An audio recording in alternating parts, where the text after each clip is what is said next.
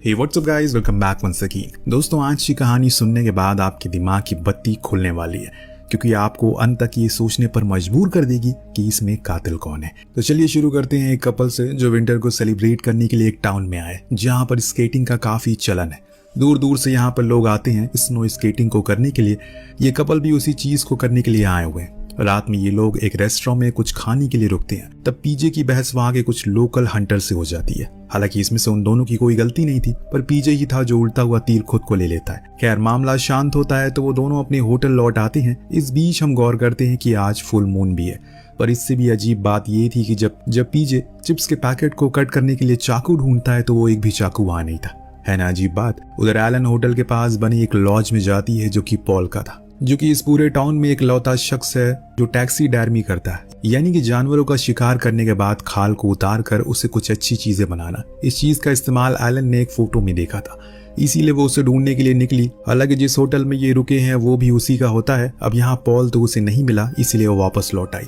दिन दोनों एक ही अच्छे समय साथ बिताते हैं। दरअसल पॉल शादी के लिए प्रपोज करने वाला है और यही उसका खास मकसद है यहाँ पर आने का। लेकिन उससे पहले कि वो उसे प्रपोज करता, कुछ भयानक हो जाता है। जब वो शावर लेकर बाहर निकला तो उसे एलन की चीख सुनाई दी, जिसे देखने के लिए वो बाहर गया तो देखा कि वहां पर एलन की कटी फटी लाश पड़ी है, जिसके पास था एक पंजे का निशान जो देखने में वुल्फ का लग रहा है। ये सब देखने के बाद पीजे की तो हवा टाइट हो जाती है, इसीलिए वो फौरन पुलिस को कॉल करके बताता है। तो वहीं दूसरी ओर हम जॉन नाम के शेरिफ को देखते, जो पिछले 4 सालों से शराब छोड़ रहा है, पर इसी चक्कर में उसे गुस्सा बहुत ज्यादा आता है, जिस कारण उसकी बीवी ने भी उसे डिवोर्स दे दिया और अब तो उसकी बेटी जेना भी उसे छोड़कर कॉलेज में जाने वाली है।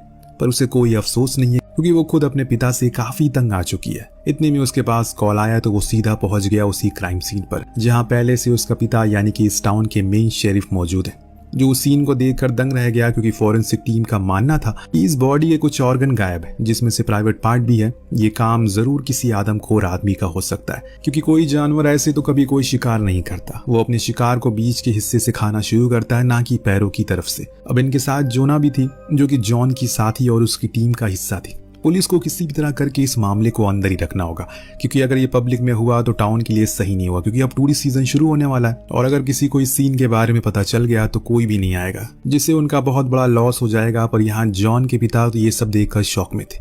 दरअसल उन्हें पहले 2 बार स्ट्रोक भी आ चुका है, इसीलिए जॉन को डर है कि इस बारी भी ऐसा कुछ ना हो जाए। इसीलिए वो शांत रहने को कहता है और खुद इस पूरे केस को हैंडल करने की जिम्मेदारी लेता है। इतने में वहां पॉल आ गया, जो पुलिस पर रोड ब्लॉक करने के लिए गुस्सा करता है। उसे जल्दी से घर जाना था, वरना उसकी बीवी भी उसे जिंदा मार डालेगी। इन्होंने पीजो को भी अंडरग्राउंड कर दिया ताकि वो किसी से कांटेक्ट ना कर सके।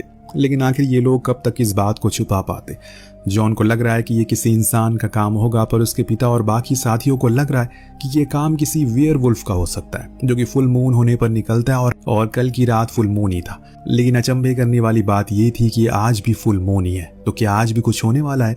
इस मर्डर की खबर अब पूरे टाउन में फैल चुकी है और लोगों को लगने लगा है कि वो वापस आ गया है, जिसके किस्से वो बचपन में सुना करते थे अपने दादाजी से, यानी कि वेयरवुल्फ पर जॉन के विचार अलग है। बाहर जोना भी पूछताछ में लगी हुई है। उसने उन दोनों हंटर से भी पूछा, जिससे पता लगा कि पीजे बहुत ही गुस्से वाला है, क्योंकि उस दिन ही उसे उनकी बहस हुई थी। वो अब शक के घेरे में आ चुका है। इधर ये बात चली रही थी कि केस FBI को सौंप दिया जाता है, लेकिन जॉन को खुद पर पूरा यकीन है कि वो इसे खुद ही हैंडल करेगा। आज की रात हम हैना नाम की लोकल को देखते हैं, जो अपने घर को लौट रही थी कि तभी उस पर भी हमला हो जाता है और इस बारी उसके शरीर से गायब हुआ उसका सर। यहाँ हम उसके कातिल को भी देख पाते हैं, जो था एक इंसानी दानव, जिसके थे 2 पैर 2 हाथ, यानी कि वो वेयरवुल्फ। और अगले दिन जब पुलिस को उनकी लाश मिली कि ये क्या चीज है, क्योंकि उसका सर तो गायब था, अब दूसरा खून हो चुका है, इसीलिए सभी अब पुलिस पर बहुत गुस्सा करते हैं। पर इस खबर को फैलाने के बीच खुद के पुलिस वाले, जिससे जॉन बहुत मारता है। जॉन को तो अलग ही गुस्से में पागल हुआ जा रहा है, जैसे कि मैंने आपको शुरू से ही बताया था। उसकी दिमागी हालत कुछ ठीक नहीं है। पर 1 मिनट, आपने जॉन के दांत पर गौर किया? किसकी तरह वो लगते हैं? क्या आप भी वही सोच रहे हैं जो मैं सोच रहा हूँ? जॉन इतना ज्यादा परेशान हो चुका है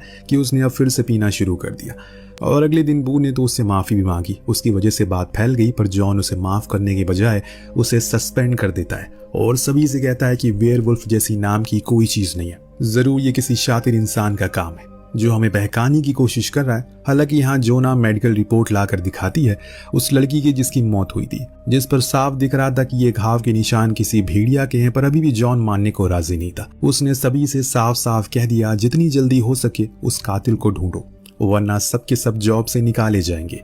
घर जाकर जॉन ने अपनी बेटी को सतर्क रहने को कहा, क्योंकि अगला शिकार कौन होगा किसी को पता नहीं है। और इसी सिलसिले में बात करने के लिए जॉन और जोना दोनों पीजे के घर की तरफ रवाना होते हैं। पर अचानक बीच में इनकी गाड़ी पर हमला होता है, लेकिन बाहर निकलने पर इन्हें कोई दिखाई नहीं देता। लेकिन दूर किसी कोने में हम एक इंसान को देखते हैं जो अकेले एक कैरवान में रहता है और खूब नशे करता है। खैर, अब ये दोनों पीजे के घर पहुंच जाते हैं, जहां उसे कुछ सवाल जवाब करते हैं। पर सबसे अहम सवाल था, क्या उसने किसी जानवर को उस दिन देखा था अपने होटल के आसपास? तो वो इनकार करता है, जिससे जॉन का शक अब यकीन में बदल गया। हो ना हो वो जरूर कोई इंसान ही होगा। अब जाते समय पीजे उन्हें आना का कुछ सामान देता है जो उनके काम आ सकता है, और साथ में ये भी कहता है कि अगर वो कातिल मिल जाए तो उसे इतनी आसानी से मत मारना, बल्कि खूब तड़पाना। दूसरे सीन में हम लिज नाम की मदर को देखते हैं जो अपनी बेटी के साथ बर्गर को एंजॉय कर रही थी। तभी उसके पास एक हट्टा कट्टा मुश्तंडा आता है और बड़ी ही अजीब अजीब बातें करना शुरू करता है। और जब लिज से बर्दाश्त नहीं होता तो वो पुलिस को कॉल करने के लिए जाती है, लेकिन तब तक वो जा चुका था। पर वो रुकी नहीं, उसने पुलिस को जाकर सब कुछ बता दिया, जिसके बाद एक एक करके सभी ने पूछताछ शुरू हो गई। क्या उन्होंने कभी उस इंसान को देखा जिसको आज सुबह लिज ने देखा था? लेकिन सभी ने ना में जवाब दिया, यानी कि वो टाउन में नया आया या फिर टाउन का ही है, लेकिन किसी और भेष में रहता हो। रात होने पर लिज अपनी बेटी के साथ घर की ओर जा रही थी, तभी उसे रास्ते में भेड़िया मरा हुआ दिखाई दिया। तो वो उतर कर चेक करने के लिए जाती है। मुझे समझ नहीं आता ऐसा लोग क्यों करते हैं। मान लो अगर आप कहीं जा रहे हो, रात का अंधेरा हो और सड़क एकदम खाली हो, तभी आपको एक मरा हुआ जानवर दिखे, तो क्या आप उसे चेक करने जाओगे कि वो जिंदा है या मर गया, या फिर कार लेकर अपने घर की तरफ निकल जाओगे? तो यहाँ लिज बाहर निकली और वहीं फंस गई, क्योंकि तब तक उस पर भी हमला हुआ और उसके साथ उसकी बेटी का भी खून हो गया। अंत में हमने देखा कि उस भेड़िए पर एक हाथ के निशान थे। अब जब ये बात पुलिस को पता लगी तो फौरन फॉरेंसिक टीम के पास गया, तो डॉक्टर कुछ बता ही नहीं पा रहा था, जिससे जॉन उसे ही मारना शुरू कर देता है। यहाँ इनसे एक चीज मिस हो जाती है, जो थी वो हाथ के निशान। नोट करने वाली बात ये थी, जिस हिस्से पर वो हाथ का निशान था वहाँ की खाल ही छिल गई थी, जो बहुत ही अजीब था। इस बीच हेड शेरिफ यानी कि जॉन के पिता की तबीयत बिगड़ने लगती है। वो उन्हें आराम करने को कहता है, पर वो उसकी एक नहीं सुनते, जिससे फिर से जॉन गुस्से में आ जाता है। अब चीजें इतनी ज्यादा बिगड़ने लगी है कि वो धड़ाधड़ शराब पीने लग गया है, यहाँ तक कि उसने खुद को मारने की भी कोशिश की। वो भी पूरी शीशी माउथ फ्रेशनर पीकर, पर इससे सिर्फ उसकी पेट की बदबू गायब हुई, वो नहीं। अब सुबह हुई तो हमने फिर से उसी अनजान आदमी को देखा जो एक चीज को जला रहा था। अब वो क्या था हम ये सही से जान नहीं पाते, पर देखने में ये आदमी भी हट्टा कट्टा था, और गौर करने पर उसके हाथ में एक वुल्फ का टैटू था। कहीं यही तो नहीं है भेड़िए का वरुण धवन? उधर जॉन अपनी खोजबीन में लगा हुआ था। अब उसे वेयरवुल्फ की किताबों को पढ़ना शुरू कर दिया, लेकिन अभी भी उसे लग रहा है कि ये काम किसी का और का है। लेकिन अब टाउन के लोगों के अंदर डर पैदा होना शुरू हो गया। वो पुलिस डिपार्टमेंट पर प्रेशर डाल रहे हैं कि किसी भी तरह करके जल्दी से उस कातिल को ढूंढो।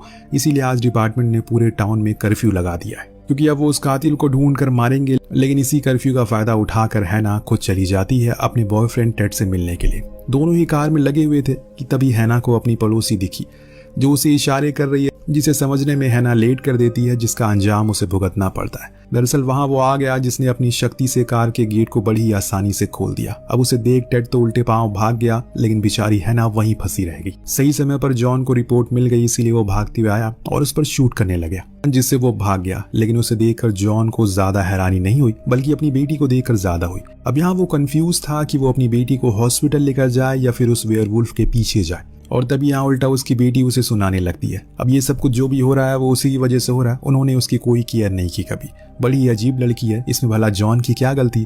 खुद मिलने वो आई थी। अब वो अपने पिता के साथ हॉस्पिटल में भर्ती हो जाता है। खुद जाता है टेड के घर जो घोड़ा बेचकर सो रहा था। इसीलिए सबसे पहले जॉन उसे घोड़े को उठाता है, फिर उसकी सही से रेल बनाता है, क्योंकि वो उसकी बेटी को मरने के लिए छोड़कर यहाँ आराम से सो रहा है। इस बीच हम उसी अनजान आदमी को फिर से देखते हैं, जो नशे की ओवरडोज के कारण मारा जाता है। अब जब उसकी बॉडी मिली तो सभी ने यह मान लिया कि यही वो कातिल है, क्योंकि वो हट्टा कट्टा भी था और उसके हाथ पर वुल्फ का टैटू भी था। लेकिन यह बात जॉन के लिए बहुत शर्म की बात थी।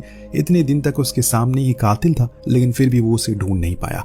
यही सब देखकर डॉक्टर उसे ताना भी मारता है, तो जॉन उसे भी जॉब से निकाल देता है। मतलब इस आदमी की खोपड़ी पूरी तरह से सनकी है, कुछ भी वो कर सकता है। अभी इस समय पर ये फिलहाल तो शांत मन के साथ पूरे टाउन में घूम घूम कर लोगों को उनके सामान लौटा रहा है, जो उसने सबूत के तौर पर लिए थे। लेकिन कोई भी उसे ढंग से बात नहीं कर रहा है। इसमें पॉल भी था, जिसके घर जाकर वो थोड़ी देर आराम करता है। पर घर में कोई और मेंबर ना देखकर उसने उससे पूछा क्या उसकी वाइफ कहीं गई है, तो उसने कहा कि वो शादीशुदा नहीं है। लगा ना आपको कुछ अजीब? आपको याद होगा इसने शुरुआत में कहा था कि इसकी बीवी घर पर इसका इंतजार कर रही है। खैर जॉन ज्यादा गौर नहीं करता, पर यहाँ पॉल को उसकी बेटी में कुछ ज्यादा ही दिलचस्पी थी।